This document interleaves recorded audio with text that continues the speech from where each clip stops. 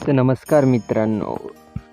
तर आपल्याला आपल्या आवडीचं जेवण कोणी देत असेल तर आपण खूपच आवडीने खातो व खूपच प्रसन्न होतो. तसंच म्हाताऱ्यांच्या आवडीचं प्रसाद व निवद काही म्हाताऱ्यांना जर आपण दिला तर म्हाताऱ्यांनी आपल्या खूपच प्रसन्न होतात. तसंच आपण आज जो व्हिडिओ जाणून घेणार तर नवरात्रीमध्ये माताराणीला 9 दिवसाचे 9 भोग चढवले जातात. कोणत्या दिवशी कोणतं नैवेद्य चढवले जातात ते बघूया.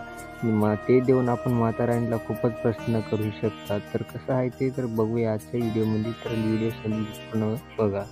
पहिला नवरात्राचा दिवस माता शैलपुत्रीचा आहे. तिला भोग घेसी घी का चढवला जातो मित्रांनो.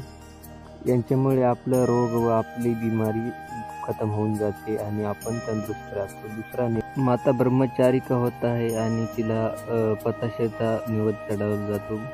यांच्यामुळे आपल्याला दीर्घ आयुची प्राप्ती होऊ शकते.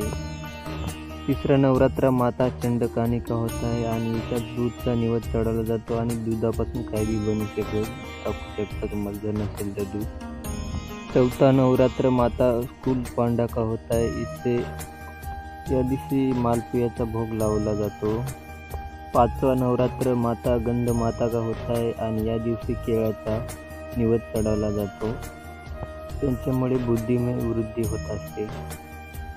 6व्या दिवशी माता कात्यायनिका भोग होत आहे आणि तिला शहदचा निवेद चढवला जातो.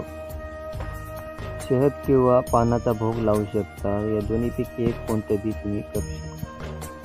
आणि 7वा नवरात्र माता कालरात्रिका होत आहे आणि त्याच दिवशी गुळाचा निवेद भोग किंवा शहदचा याच्यामुळे कष्ट आणि दुःखाचा नाश होऊन जातो.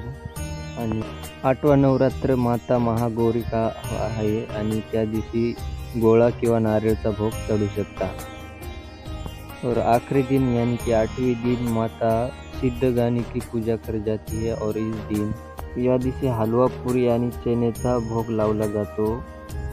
यांच्यामुळे माताराणी खूपच लवकर प्रसन्न होऊ शकते. ज्या बी कामनांना आपण उपवास धरला असेल ते आपली कामना पूर्ण होऊन जाते.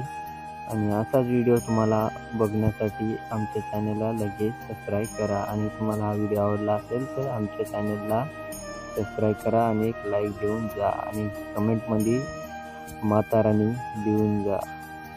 तर भेटूया अशाच नवीन व्हिडिओमध्ये.